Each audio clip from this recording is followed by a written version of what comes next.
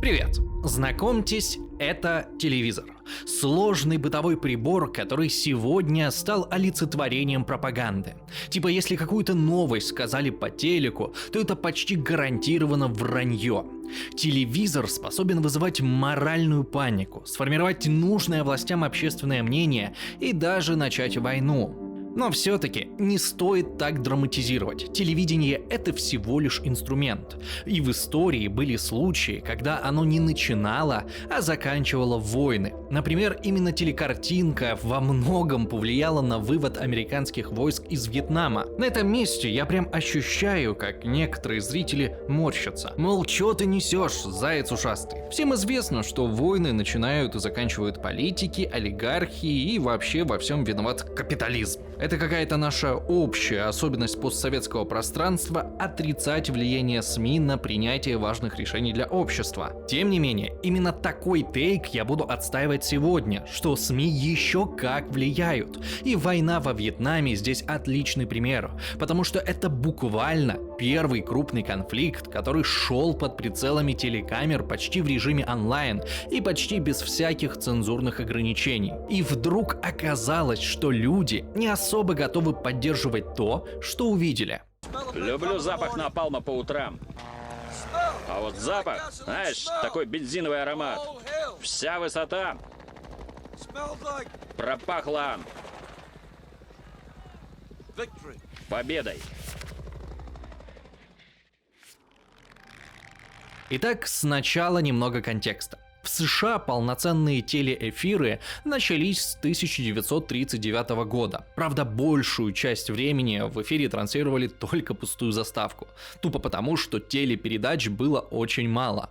Вещание стало постоянным только после Второй мировой. К 1954 году уже 90% Америки было покрыто телевидением. Но так как новые хайповые технологии обычно пугают, то у телека тоже появились свои противники, которые бегали и кричали, что телевизор скоро заменит кино, радио, газеты и книги, а люди разучатся думать. Примерно как сейчас паникеры переживают по поводу нейросетей. Если вдруг помните великого классика фантастики Рэя Брэдбери, то вот он свой знаменитый роман «451 градус по Фаренгейту» тоже написал на волне похожей паники в 1953 году. Напомню, что у него там человечество оказалось чуть ли не порабощено телевизорами, а за хранение книг сажают в тюрьму. Но ничего подобного не произошло, а к началу 70-х телевидение в США стало самым мощным средством массовой информации в мире.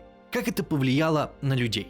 А так что если раньше у тебя в газетах был только текст, а по радио только звук, то теперь можно было просто включить телек и буквально увидеть весь мир. В смысле, мобильность населения даже в США была далеко не такая, как сейчас. Большинство людей редко выезжали даже за пределы своего штата. А тут сел в кресло, тыкнул кнопку, и вот уже смотришь репортаж про альпийские горы или африканские джунгли. Прикольно. Считается, что именно благодаря телевизору Кеннеди победил на выборах. Типа он просто круче смотрелся на дебатах, чем Никсон, поэтому набрал больше голосов. Но как красавчик Кеннеди повлиял на избирателей, так на них повлияли и ужасы войны во Вьетнаме, показанные по телевизору. Потом один из американских военных советников, воевавший и в Корее, и во Вьетнаме, хорошо подметил, что между этими войнами была принципиальная разница. Потому что то, что происходило в Корее, в общем-то оставалось в Корее. Если бы так было во Вьетнаме, то, вероятно, война длилась бы намного дольше, и она не так влияла бы на внутреннюю политику страны. Но так вышло, что во Вьетнам поехали сотни журналистов с камерами. Не нужно думать, что все они были настроены против войны. На первых этапах большинство, наоборот, фанатело по войне. Один британский журналист-внештатник носил с собой М-16 и даже участвовал в перестрелках. Американский фотограф Шон Флинн был в восторге от возможности беспрепятственно стрелять на улицах города. Короче, это были такие типичные военкоры в том смысле, в котором это слово сегодня используется в России. Но были и просто циничные карьеристы. Например, один популярный журналист писал красочные репортажи с фронта, а потом оказалось, что все это время он не выезжал из Сайгона, столицы Южного Вьетнама, а контент он получал благодаря тому, что подкупил телеграфиста, то есть он воровал чужие статьи и просто делал рерайт. Так что определяющим фактором стали не политические убеждения журналистов, а внезапно независимость прессы. Далеко не все репортеры считали, что поддерживать политику властей нужно просто потому, что это власти твоей страны, и у них было очень много возможностей высказывать альтернативные мнения. А еще у журналистов этого поколения впервые была телекамера. Они могли обращаться к миллионной аудитории, просто показывая картинку, что тут происходит. Причем это еще один интересный момент. Возможность давать картинку уже была, а что с этим делать еще не придумали. В смысле, думаю, сейчас все знают, что на фронте достать камеру и даже просто делать фотки на телефоне нельзя без согласования с военными. Дело даже не только в цензуре, сколько в том, что противник по этим кадрам не определил ваше положение. Так вот. А в 60-е о таком никто не думал, поэтому цензура практически не действовала. По крайней мере, снимать можно было почти что угодно. Хоть то, как бравые американские морпехи расстреливают безоружных крестьян. Тут давайте повторю, подавляющее большинство журналистов на начальном этапе войны приезжали во Вьетнам заряженные патриотизмом, но то, что они видели, их быстро разочаровало. Знание – сила. Не помню, кто так сказал, но в этом определенно что-то есть. Знания и навыки – единственное, чем мы можем быть полезны себе и окружающим. Казалось бы, очевидная вещь. Проблема здесь только одна. Учиться сложно, на это нужно время и силы. Для многих это становится препятствием, особенно там, где для новых навыков необходима монотонная работа, вроде изучения иностранных языков. Но есть реальные инструменты, которые могут упростить этот процесс. Skyeng создал бесплатный бокс для изучения английского, который превратит нудную рутину в интересную повседневность. Заниматься с боксом от Skyeng можно даже в кровати с кружкой чая. Вам потребуется всего 15 минут в день, чтобы сделать что-то полезное для себя. Бокс поможет вам разобраться с 5 основными временами в английском, изучить 58 популярных фразовых глаголов и даже получить гайд по английским ругательствам. Скачивайте по ссылке в описании или по QR-коду, чтобы самостоятельно поставить цели обучения, восполнить пробелы в знаниях, повысить уровень. Skyeng существует больше 11 лет. За это время с ними выучили язык 350 тысяч учеников. Они буквально хакнули образовательную систему и собрали свои лучшие практики в обновленных курсах. С ними вы сможете ознакомиться вот здесь. Сканируйте код. Там же записаться на бесплатную консультацию для определения уровня и составления плана обучения. Они гарантируют результат, а если что-то пойдет не так, доучат за свой счет.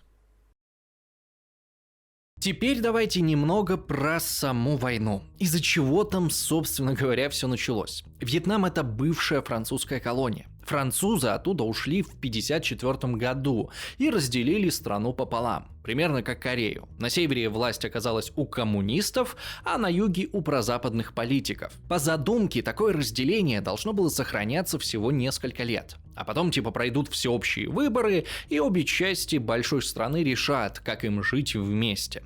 Но выборы как-то затягивались, и никакого объединения не происходило. Всем казалось, что Вьетнам четко двигается по корейскому пути, где будет два государства с разной идеологией. Но что-то пошло не так. У этого была причина, и у причины было имя – Ле Зуан. Такой южнокорейский коммунист, который уехал на север и стал там вторым человеком в партии. В какой-то момент он даже отстранил от управления самого великого Хо Ши Мина. Казалось бы, в чем прикол? А в том, что Ле Зуан был не просто коммунистом, а маоистом. В смысле, сторонником идеи Мао Цзэдуна. Это значило две вещи. Во-первых, он был сторонником того, что революцию надо расширять. устоять, даже путем завоеваний. Во-вторых, Лезуан вполне логично ориентировался на Китай, а не на СССР. Если что, тогда у власти в Советском Союзе был Хрущев, и его вполне устраивал статус-кво по Вьетнаму. А вот Лезуана не устраивал. Его любимой фразой была такая: «Разговаривать с империалистическими бандитами бессмысленно. Нужно взять молот и снести им голову. В общем,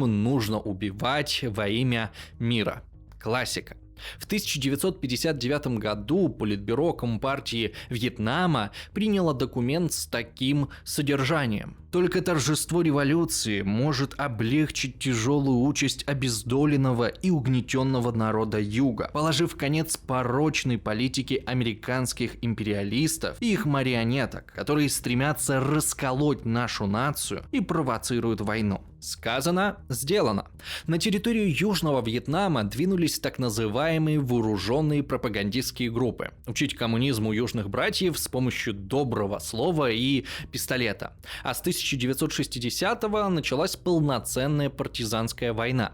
Обратите внимание, война шла целиком на территории Южного Вьетнама. Формально Север никакого участия в ней не принимал, а только как бы морально поддерживал Коммунистический народный фронт освобождения. Тех, кого потом станут называть Вьетконгом. Американцы в этом конфликте тоже были не на первых ролях, максимум в роли политических и военных советников. Но к 1963 году стало ясно, что Южный Вьетнам не справляется. Вьетконговцы захватили уже треть страны, причем беспомощность южан на весь мир демонстрировали американские репортеры. Там был занятный случай, когда журналисты поехали снимать штурм базы Вьетконга в деревне Албак. И оказалось, что армия южных вьетнамцев не может справиться с военным отрядом в 3 раза меньше. В общем, в США стали понимать, что без прямого участия в конфликте весь Вьетнам скоро станет красным, что как бы не очень хорошо в разгар холодной войны. Поэтому президент Линдон Джонсон решился на радикальный шаг – ввести войска. 4 августа 1964 года случился так называемый инцидент в Тонкинском заливе. В новостях объявили, что катера Северного Вьетнама атаковали американские корабли, что как бы повод к войне. Правда, сегодня у историков есть большие сомнения, была ли вообще-то атака в реальности. Но в целом пофиг. Даже если и не было, то США все равно нашли бы повод отправить армию во Вьетнам, потому что причина была важнее повода. Итак, войска ввели. Что дальше? Американская тактика сводилась к 2 направлениям. Во-первых, послать в Южный Вьетнам кучу солдат, кучу техники и кучу боеприпасов, чтобы переломить наземные боевые действия в свою пользу. А во-вторых, отхреначить Северный Вьетнам ковровыми бомбардировками до такой степени, чтобы он не смог оказывать нормальную поддержку Вьетконгу. Первое время эффект даже был. Вьетконговцы быстро поняли, что американцы — это прям реальная мощь. Первый опыт столкновений с американским десантом наводил на партизан ужас. Вот как описывал атаку один штабист Вьетконга. В воздухе появилось множество вертолетов, словно рой мух, и в считанные секунды поле боя заполнялось американскими солдатами. Танки и БТРы ползли по рисовым полям, как крабы. После первого же выстрела они вызывали поддержку авиации и артиллерии, которые поливали огнем все вокруг. Они расходовали боеприпасы так, как будто завтра не будет. А налеты американских бомбардировщиков Б-52 на столицу Северного Вьетнама Ханой вообще выглядели как апокалипсис. Вот еще одна цитата из мемуаров. Казалось, будто кто-то прошелся по джунглям гигантской косой, срезав мощные деревья как траву и раскрошив их стволы на миллиарды щепок. Все хижины были сравнены с землей. От одежды, еды, документов, оружейных запасов ничего не осталось. Всюду были огромные воронки от бомб, 10 метров в ширину и почти столько же в глубину. В общем, понятно, что силы были несопоставимы, но оказалось, что в перспективе такая тактика не давала результата. Давайте посмотрим на те же ковровые бомбардировки. На первый взгляд кажется, что с задачей они справились. Было уничтожено 65% нефтехранилищ Северного Вьетнама, 59% электростанций, 55% крупных мостов, почти 2000 вагонов, 10 тысяч автомобилей. Командующий операцией генерал Кертис Лэмэй обещал, цитата, «забомбить Вьетнам в каменный век». Вот только нельзя отправить в каменный век страну, где и так ни хрена нет. Буквально все снабжение Вьетнам получал от Китая и СССР. Сколько ты автомобилей и складов не взрывай, неважно. На их месте быстро появится еще столько же. Кстати, с помощью от Советского Союза был отдельный прикол. При Хрущеве отношения между СССР и Вьетнамом были прохладны. Объемы советских поставок неуклонно снижались на 20-40% в год. Ну, потому что Хрущев не любил Лезуана, который откровенно симпатизировал Китаю. Но в 1964-м Хрущева отправили на пенсию, а пришедший на смену Брежнев Китай тоже не любил, но посчитал, что помогать коммунистическому Вьетнаму важнее, чем не любить коммунистический Китай, и резко нарастил объемы помощи. И не только оружие. По примерным подсчетам, на стороне Вьетнама воевало до 3000 советских специалистов. В основном это были летчики и зенитчики. Ну а Дальше, после первого шока, вьетконговцы поняли, что воевать в лоб с американцами не стоит. Вместо этого они решили поднакопить силы и продолжить привычную партизанскую тактику. И началось вот это вот из серии «Джонни, они на деревьях». Джунгли Южного Вьетнама для этого отлично подходили. Вьетнамцы устраивали засады и тут, и там. Причем партизаны поражались невнимательности американских солдат.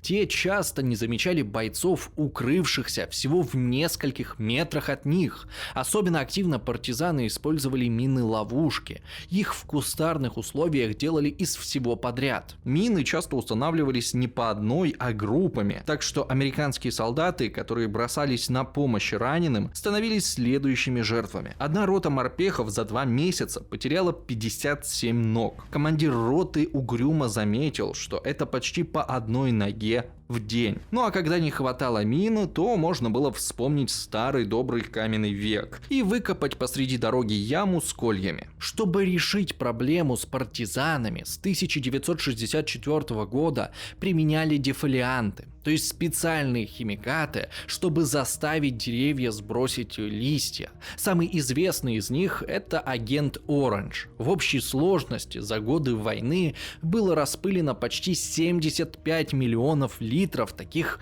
химикатов. В рамках борьбы с партизанами какого-то эффекта удалось добиться, но авторы стратегии не учли одного. Вьетнам – это, аграрное государство, а боевые действия велись в сельской местности. В итоге уже в 1965 году был полностью уничтожен урожай фруктов. Гибли каучуковые деревья, а каучук – это один из главных экспортных товаров Южного Вьетнама. И это уже был звездец, потому что простые крестьяне не особо понимали, как это так. Американцы вроде воюют за нас, но при этом уничтожают наши посевы. Может, нафиг таких защитников? А потом оказалось, что агент Оранж еще и для людей ядовит. Им травились все, и вьетконговцы, и мирные жители, и сами американские солдаты. По вьетнамским данным, от Оранжа пострадало примерно 4 миллиона человек, а война зашла в тупик.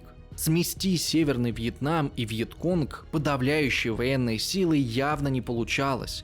Началась война на истощение. И примерно такую войну увидели журналисты американских каналов. Повторюсь, изначально это были люди, вполне себе заряженные на битвы и победы. Но в процессе энтузиазм у них куда-то подевался. Тем более, как вы понимаете, жесть в условиях затяжной партизанской войны неизбежна, где самая безобидная вещь – это коррупция. Многие поставки американской помощи Южному Вьетнаму попросту расхищались. Была ситуация, когда на городском рынке Сайгона можно было купить что угодно. Хоть консервы из США, хоть новенький М-16 прямо из коробки. Но это так, верхушка айсберга. Поведение американцев во Вьетнаме часто мало походило на поведение союзников. В смысле, рядовые солдаты вели себя так, будто находятся на завоеванной территории. У этого, конечно, были свои причины. Пацанов из американской глубинки тупо привозили во Вьетнам и бросали в бой. Их не учили взаимодействовать с местными жителями, уважать культуру и все такое прочее. Поэтому для солдат все вьетнамцы были какими-то непонятными гуками, в смысле косоглазыми. Это не прикол, они Они реально так называли вьетнамцев. Примерно как во времена Второй мировой всех немцев называли фрицами. Ну и к культуре отношение было соответствующим. Типа, зачем учить язык гуков, если они все равно сдохнут? И на все это накладывалось годы изматывающей войны, когда ты вообще не одупляешь, кто из местных свой, а кто чужой, и те маленькие и желтые. Уже на второй год войны нормой стало, что стрелки американских вертолетов шмаляли во все, что движется. Ну, типа, увидел вьетнамца с мешком. Очередь. Ой, а это был просто крестьянин, который нес куда-то мешок еды. Ну, сорян. А вдруг он его партизанам нес? Или вот вьетнамец пробегает мимо КПП. Разумеется, тоже очередь. Ой, а это он просто торопился к себе домой, к жене и детям?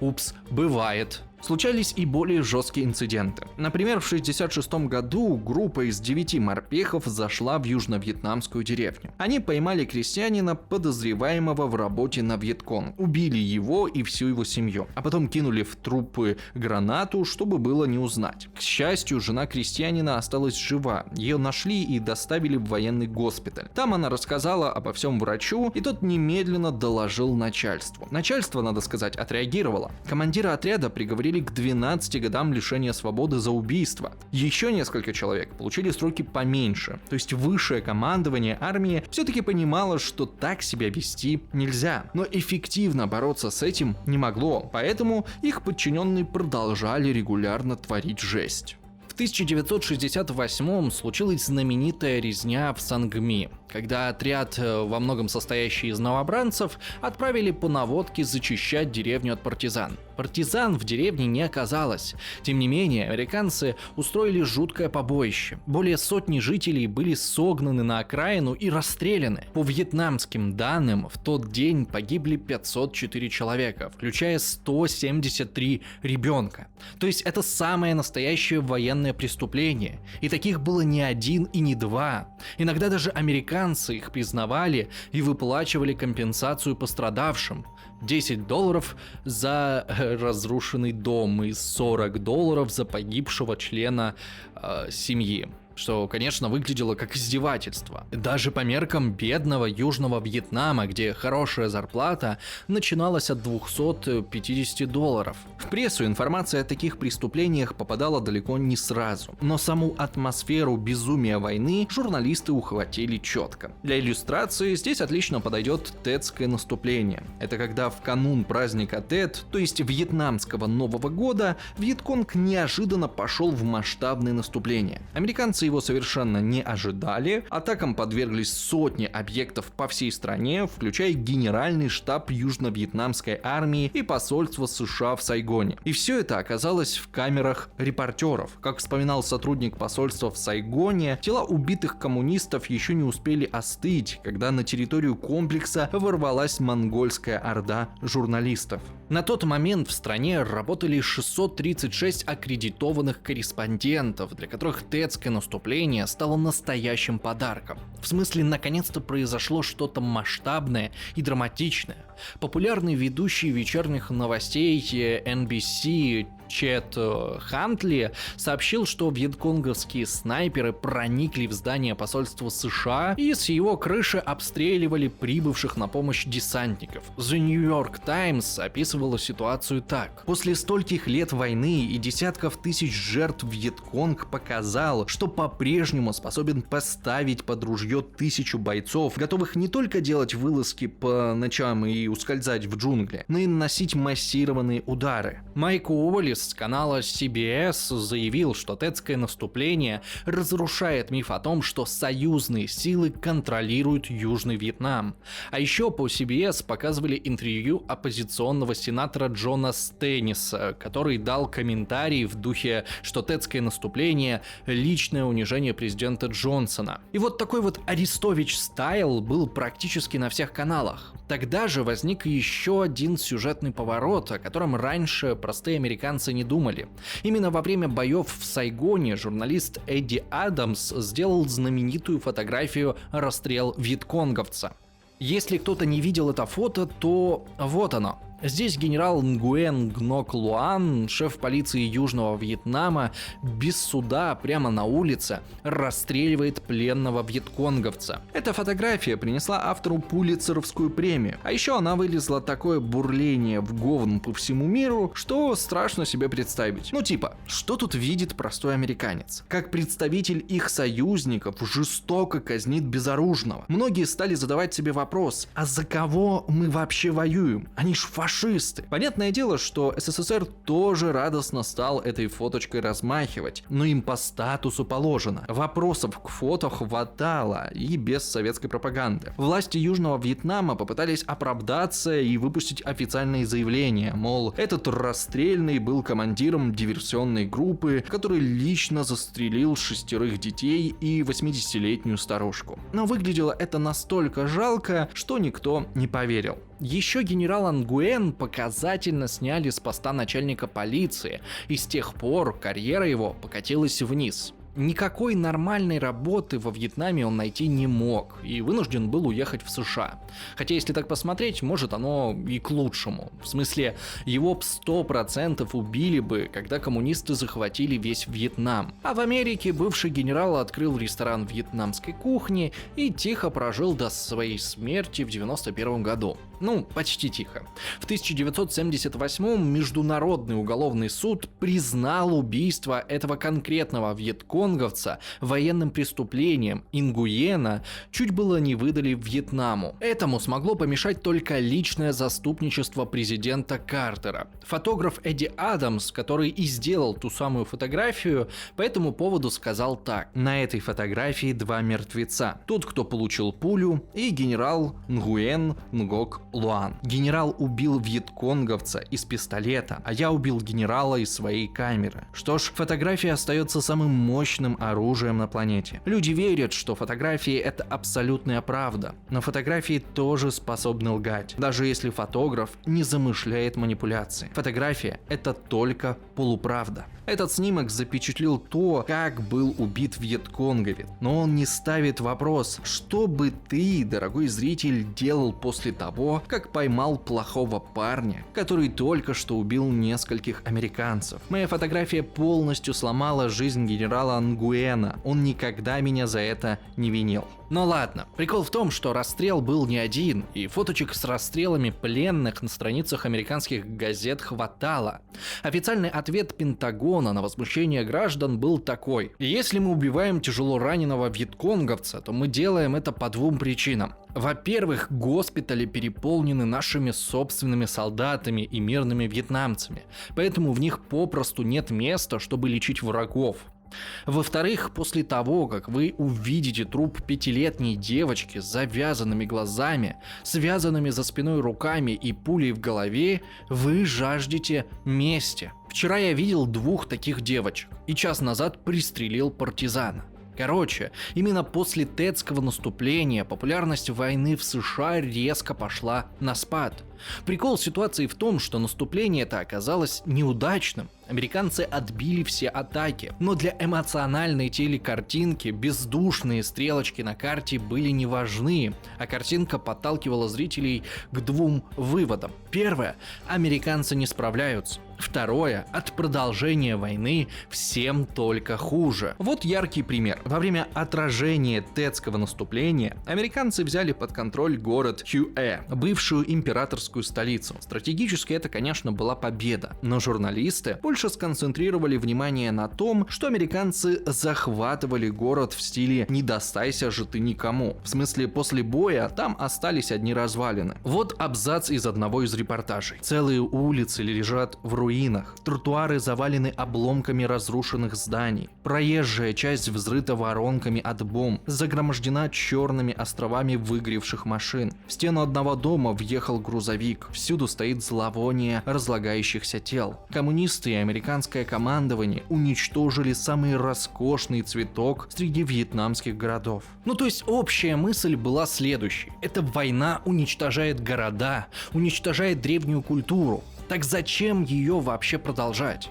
Тут, конечно, не обходилось и без вбросов, вроде того, что после взятия города Брентре на пресс-конференции некий американский генерал якобы сказал, что необходимо было уничтожить город, чтобы спасти его. В результате оказалось, что такой фразы никто не говорил, но кого это волнует? Фраза ушла в народ. Обозреватель канала NBC в эфире задал вопрос. Мы должны решить, оправдано ли подобное разрушение страны ради ее спасения. В общем, в американских телеках картинка была однозначной. Идет война. Война, которая причиняет страдания народу Южного Вьетнама и которую невозможно выиграть. Вывод: из войны надо выходить. Уолтер Кронкайт, ведущий вечерних новостей на CBS, после посещения Хюэ заявил, что теперь его цель любой ценой положить конец войне. Уже 27 февраля 1968 года вышел документальный фильм Кронкайта, где были такие слова. Утверждать, что сегодня мы стали ближе к победе, значит закрывать глаза на очевидные факты. Для оптимизма нет оснований. Мы застряли в тупике. Вот реалистичная, хотя и удручающая оценка происходящего. Для меня становится все более очевидно, что единственный разумный выход — это сесть за стол переговоров. Я просто уточню, что Кронкайт был многолетним ведущим новостей на одном из главных каналов страны.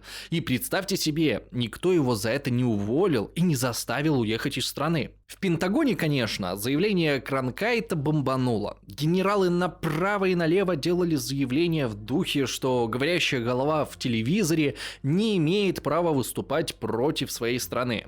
Но вот только сделать с ним они ничего не могли. А еще, как назло для военных, в США началась прям заметная смена поколений. В Америке все больше во взрослую жизнь входили бумеры. Ну да, сейчас при слове бумер в голове возникает образ какого-нибудь старика-консерватора, отставшего от трендов. Но вообще-то для 60-х эти чуваки были куда радикальнее, чем мы, зумеры для современности. Ну, кто-то из вас, может, и не зумер, но в общем смысл, я думаю, поняли. Первая контркультура в США, битники, появилась еще в 50-е.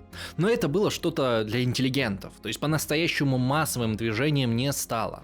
Но на базе битников в 60-е пышным цветом расцвели рок-н-ролл, хиппи, всякий там политический радикализм и увлечение запрещенными веществами. И вот это уже было действительно мощно. А вот теперь давайте посчитаем. Армия в США тогда была призывная. Забирали туда людей с 18 лет. Если считать, что поколение бэби-бума — это родившиеся после 46-го года, то окажется, что в армию их начали призывать где-то 63-го, 64-го. То есть как раз с начала войны во Вьетнаме. Если почитать американских историков, то они сходятся на том, что прям жопа для армейки началась с призыва 1968 года. Почему-то мне кажется, что этот люфт в 4 года связан с обучением в универе. Хотя никто из ученых такого предположения не высказывал, это чисто мои рассуждения. Но не суть. Главное, что во Вьетнам массово поехали те самые хипари, которыми в то время была пропитана Америка. Я просто напомню, что 1968 это год массовых молодежных протестов по всему западному миру. Ведь сначала как было? Сначала во Вьетнаме вполне себе было немалое количество ветеранов еще Второй мировой. Причем, как бы это сказать, не только из американской армии. В какой-то момент на уровне командования войск в Южном Вьетнаме обсуждался вопрос, можно ли бывшим ветеранам вермахта, служащим в американской армии, носить свои железные кресты. В итоге разрешать не стали, чтобы не травмировать солдат-евреев.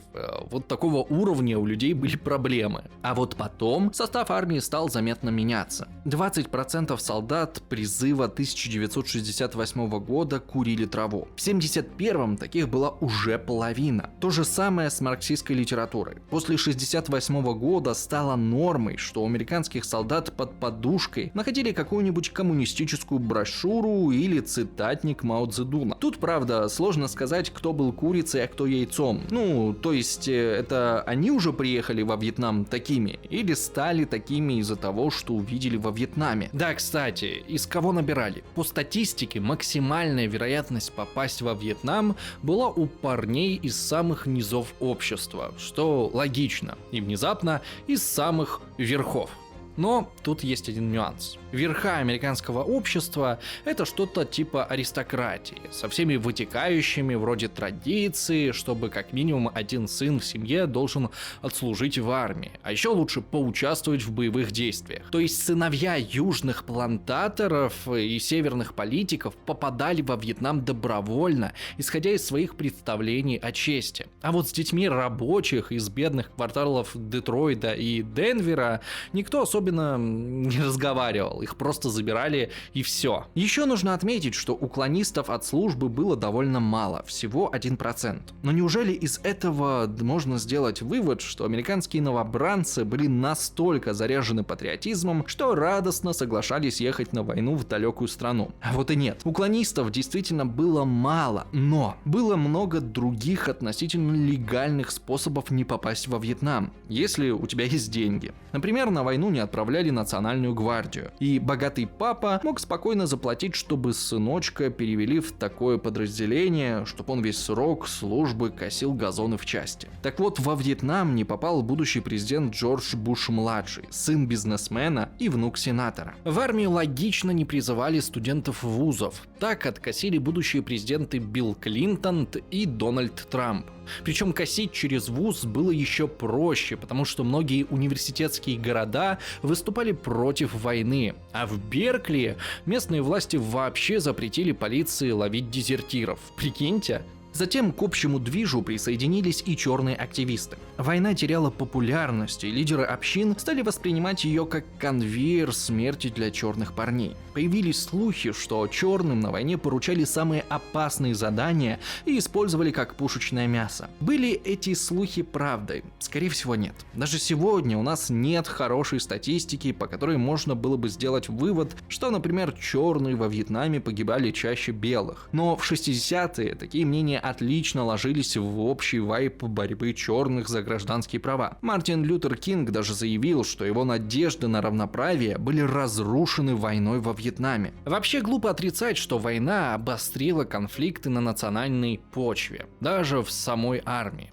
В 70-м году прямо в баре на американской базе в Сайгоне черные морские пехотинцы забросали гранатами своих белых сослуживцев. И это все к тому, чтобы лишний раз проиллюстрировать тезис, что начиная с 1968 года во Вьетнаме в значительной степени оказывались солдаты, которые еще до призыва считали, что эта война нахрен не нужна.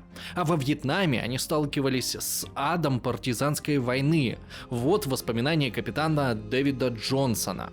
Многие из нас задавались вопросом, что мы тут делаем? Солдаты думали только о том, как бы дотянуть до конца срока. По крайней мере, так было в моей роте. Некоторые люди совершали странные, даже безумные поступки. Один солдат съел немного пластида С4 и умер. Еще один упал в неглубокую канаву и утонул. Мы постоянно теряли людей из-за ловушек, но при этом почти не убивали врагов. Это сокрушительно сказывалось на нашем моральном состоянии. За 60 дней рота потеряла убитыми и ранеными 28 человек. А еще помните, я чуть раньше говорил, что уклонистов от службы было всего 1%. Так вот, уклонистов действительно было мало, зато было много дезертиров. По данным Пентагона, с 65 по 73 года из частей сбежало 93 тысячи человек. В относительных числах это немного. Тоже 1% от общего числа солдат. Но даже это абсолютный рекорд для США за все войны. Тут еще надо сделать поправку, что почти все дезертиры сбежали еще до отправки во Вьетнам. А в самом Вьетнаме дезертировали только 24 человека. Потому что, куда там бежать? Переходить на сторону гуков? Как бы пацифизм пацифизмом, но воевать против своих никто желанием не горел. А еще были случаи побегов из американской армии в СССР. В Японии, которая стала транзитной базой США перед отправкой на фронт, местные леваки создали комитет мира Вьетнаму. Эти ребята помогали американским солдатам бежать с кораблей, а затем они либо оставались в Японии, либо их отправляли во Владивосток, после чего они попадали в ГУЛАГ. Шучу. Если серьезно, то там целый маршрут, когда через Советский Союз дезертиров переправляли в нейтральную Швецию. Всего за время войны так переправили 18 человек, что, прямо скажем, немного, но сам факт занятный. В 1967 году с американского авианосца так сбежало 4 моряков. Их помнят потому, что они не просто тихо и спокойно переехали в Швецию. Эти моряки начали с того, что пришли в посольство СССР в Токио и оттуда направили в Советский комитет защиты мира письмо. Мы 4 выступаем против всех агрессивных войн вообще и в особенности против американской агрессии во Вьетнаме. Мы считаем это преступлением, когда технически развитая страна занимается убийством гражданских лиц и разрушает небольшую развивающуюся сельскохозяйственную страну. Мы считаем, что вьетнамский народ должен сам управлять своей судьбой. Мы выступаем за полный вывод всех войск США из Юго-Восточной Азии. А потом их притащили в МГУ на беседу со студентами и взяли интервью для газеты «Правда». В Америке моряков, понятное дело, заочно осудили, но ничего сделать не могли. Тем более, что там проблемы с пацифистами были посерьезнее. В смысле, антивоенные движения стали создавать не только левые студенты-хиппи, но и вполне консервативные ветераны. В смысле, реальная часть солдат после возвращения из Вьетнама сделали организацию «Ветераны Вьетнама против войны». Туда вступило около 20 тысяч человек. И это был серьезный удар по консервативному лагерю. Ведь эти чуваки не заявляли, что они пацифисты, не говорили, что против войн как таковых. Наоборот, всячески подчеркивали свой патриотизм, но настаивали, что в случае вот с этой конкретной заварушкой во Вьетнаме власти США делают фигню. Поэтому их долг, как патриотов, протестовать против этой фигни. Кстати, активистов-ветеранов Вьетнама против войны был 28-летний лейтенант военно-морского флота Джон Керри, который при Обаме станет госсекретарем США. Так что патриотизм, исходя из которого ты выступаешь против власти, это нормальное явление. Тот же Керри за службу во Вьетнаме получил Серебряную звезду и Пурпурное сердце, но потом в знак протеста выкинул все медали. Вообще, на антивоенных протестах началась карьера многих американских политиков. Вот на этом фото, например, полиция заломала будущего сенатора и будущего кандидата в президенты Берни Сандерса. Конечно, понятное дело, что далеко не все в армии были такими. Большинство солдат все-таки оставались простыми реддеками из американской глубинки, но на таких телевидение тоже действовало. Правда, несколько более сложным путем. Помните, я рассказывал про резню в Сангми? Когда информация об этом всплыла в прессе, то начались разбирательства. Кстати, одним из инициаторов расследования выступил Рональд Рейган, тоже важное лицо для американской политики. Республиканец и патриот, то есть, по идее, тот чел, который должен был поддержать своих ребят, несмотря ни на что. А тут, вот ведь неожиданность. Честных солдат судят за убийство каких-то там никому не нужных гуков. Это просто задизморалило консервативных американских военных. Новобранцы маршировали по плацу на базе армии США, скандируя «Келли наш человек». Лейтенант Келли – это как раз один из командиров отряда, устроившего массовое убийство безоружных крестьян. Относительно популярный в армии военный ансамбль «Группа Си» сочинил песню вот с такими вот словами. «Меня зовут Уильям Келли, я солдат этой страны. Я поклялся выполнить свой долг и победить.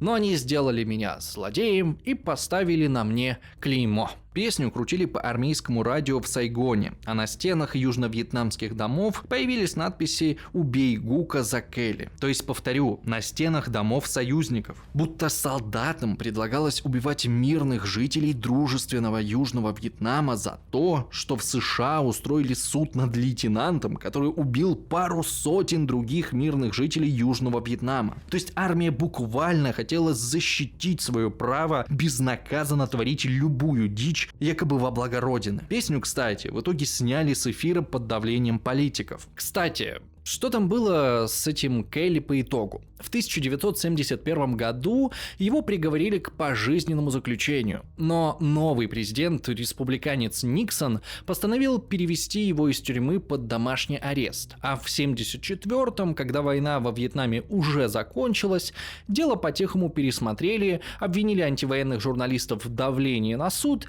и выпустили Келли на свободу. По итогу за массовое убийство он не понес практически никакого наказания. Впрочем, американскому обществу в целом ничего не мешало из патриотических соображений с одной стороны защищать Келли, а с другой из того же патриотизма считать, что война во Вьетнаме все равно не нужна. По опросам в 1965 году 2/3 американцев были за войну, цитата, с использованием всех имеющих средств, включая напалм и ковровые бомбардировки. В 1969 году количество таких заряженных товарищей снизилось на 20%, а больше половины граждан выступали за мирные переговоры. Рейтинг президента Линдона Джонсона с 80% за пару лет войны скатился до 50%, а после Тетского наступления упал до 40%. Сегодня большинство историков сходятся на том, что Вьетнамская война погубила его карьеру. В конце своего правления Джонсон появился на телеэкранах с обращением к нации.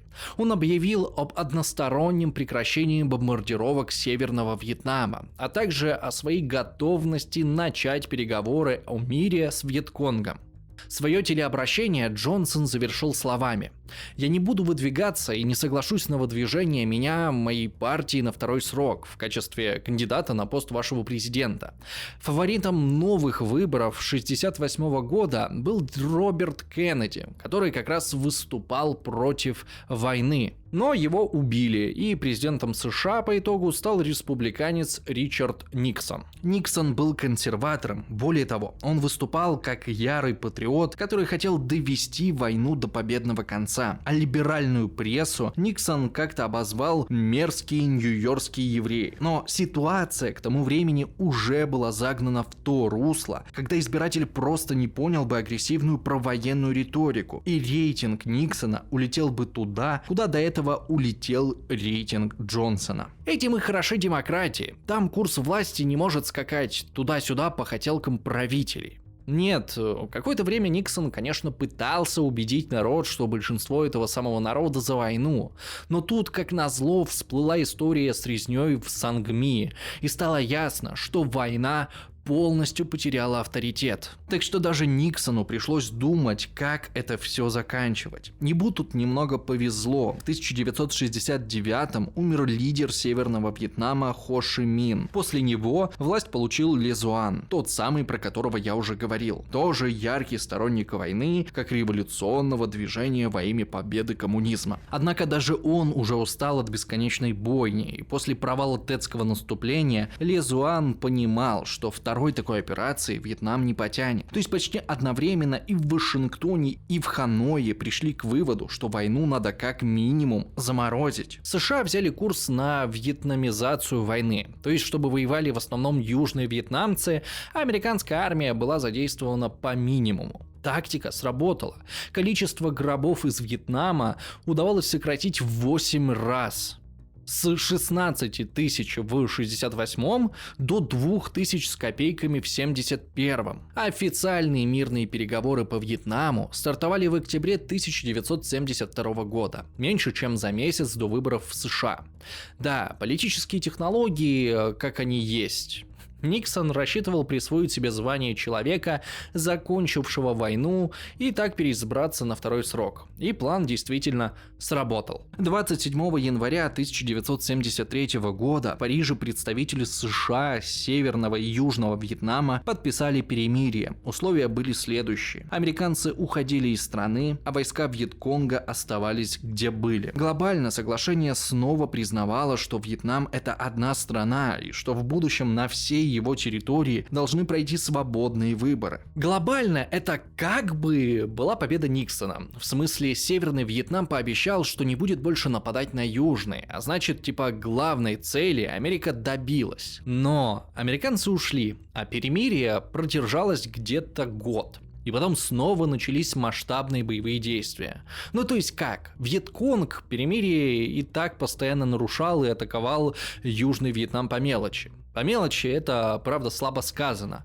За год такого перемирия страна потеряла 20 тысяч человек. После чего Южный Вьетнам заявил, что нас такой мир не устраивает, и пошел в наступление на партизан. В теории шансы победить у них были, но снова вмешались обстоятельства. В 1974-м Никсон ушел в отставку, а Конгресс резко снизил военную помощь Сайгону. А Северный Вьетнам увидел здесь исторический шанс и, никого не стесняясь, двинул на южных соседей полноценную армию с танками, артиллерией и самолетами. Очень скоро война закончилась. Конечно, журналисты опять это все запечатлели. Падение Сайгона транслировали по всем американским каналам. Жуткие сцены с толпой вьетнамцев, пробивающихся к самолетам, чтобы не попасть в руки коммунистов, облетели весь мир. Не случайно в 21 году, когда американцы уходили из Афганистана, это тоже сравнивали с Сайгоном. То есть Америка как бы выиграла почти все на поле сражения, но безнадежно проиграла войну. В 2003 году израильский историк Хилли Миром написал книгу «Как демократии проигрывают малые войны». Она на самом деле не совсем про Вьетнам. Она больше про Израиль и про его вторжение в Ливан в 1982 году.